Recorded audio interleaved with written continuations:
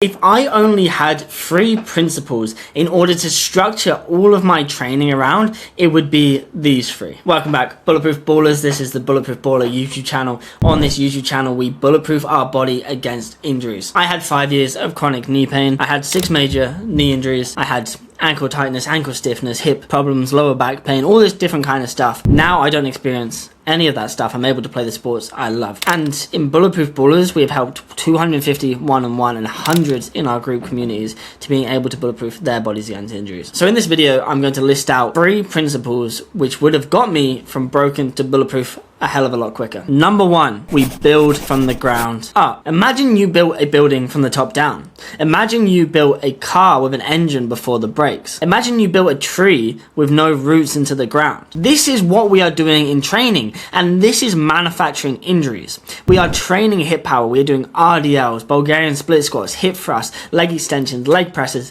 all of this stuff that is targeting our big hip muscles, the muscles that produce power, and yet we do not train from the ground up. We do not train our feet. We do not train our tibs and calves in the way we want to. We do not train our decelerators in the way that we want to. This is what it means to build from the ground up. If we build from the ground up, we are building our brakes before we build our engine. And if we build better brakes, that means we can go faster without the risk of crashing. If we have worse brakes, we cannot get to our top speed. So there's no point developing our top speed, our hip power, our glutes on a weak foundation because the body is going to break. And so we train in this order every day. Feet first, ankles second, knees third, hips fourth. Always building from the ground up. What could this look like in reality? Sled, pushing through the ball of the foot. Plantar fascia and Caesar, going for the big toe stretch and the top of the foot stretch. Then moving up to our ankles. Tibialis raise, straight leg calf raise, bent knee calf raise. Targeting both of the calf muscles and the tibialis muscles. Our lower legs are so important. Then up to the knee, training both knee extension, whether it be full range of motion squats, ATG split squats, step ups, whatever it is, and knee flexion. Hamstring curls, Nordic curls. Then moving up to the hip, eventually building that hip power, cleans, RDLs, seated good mornings, all this different type of stuff, right?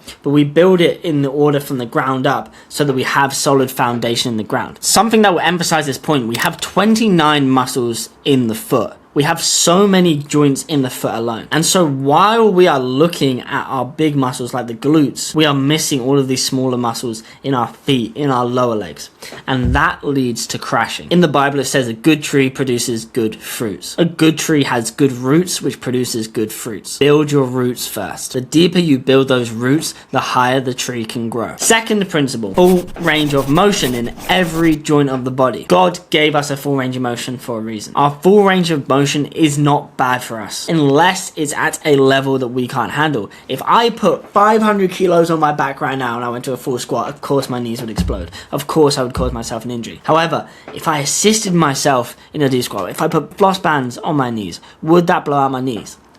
For me, no. Maybe for you, yes. Okay, well then can we find a different variation of a full range of motion and then work to the point where we can get to that squat? But full range of motion is so important. If you don't use it, you lose it. And so if you look at kids, they can get down into full range of motion, they can get down into deep squats, they can get down into ankle mobility positions, they can get down into different hip positions. The more access to full range of motion and the stronger that we are here, the more protected against injuries we shall be. Just because it's not a sport-specific angle does not mean that it is not beneficial for your sport. A full range of motion will strengthen the tendons, the cartilage, the meniscus, the ligaments, the muscles, all of this good stuff, so that then we can adapt to our sport better and produce force in our sport better and absorb force better. We won't feel as stiff, we won't feel as tight, our body will feel more like a younger body. Third principle, no weak links. This kind of comes back to the point of build from the ground up, but it goes even further. This means structural balance. It means no weak links whatsoever. It means that the smaller muscles are just as important as bigger muscles. How many times have you seen people lifting weights with their feet, training their hip flexors, and yet the biggest difference between elite level sprinters and regular people are 2 things, their glutes and their hip flexors? Have we seen people training their tibialis? Have we seen people training their QL muscles? And the philosophy I've inherited from my mentors is that we have no weak links inside of our body. Our feet, our tibs, our calves, our knees, our knee flexion. That there is imbalance taught in our schools, imbalance taught in our personal trainers, imbalance taught everywhere, and this is leading to injuries. And so if we have this mindset of no weak links, we put as much effort into the small areas as we do as the bigger areas, we will go further. Examples of areas you might be missing: toe extension, and even getting up onto those toes, not even hitting the balls of the feet. So not just calf raises on their own, actual footwork, the tibialis. I've never seen anyone train the tibialis in a gym in the UK, and yet it's the first line of defense against knee injuries. When we decelerate, we slam the foot into the ground, we slam the heel, and then we lower the toes. That is a eccentric tibialis raise. Our calves, are we training our calves hard? Are we leaving them to the end of the session and not training heavy on them? Are we training our knee flexors as well as our knee extensors? Knee flexion, Nordic curls, lying hamstring curls, not just our hamstrings as RDL. It's not good enough just to go in the gym and say, okay, well, I've done the RDL and that means my hamstrings are fine. Your hamstrings are a knee flexor as well as a hip extensor. Hip flexors. Hip flexors are one of the most missed areas.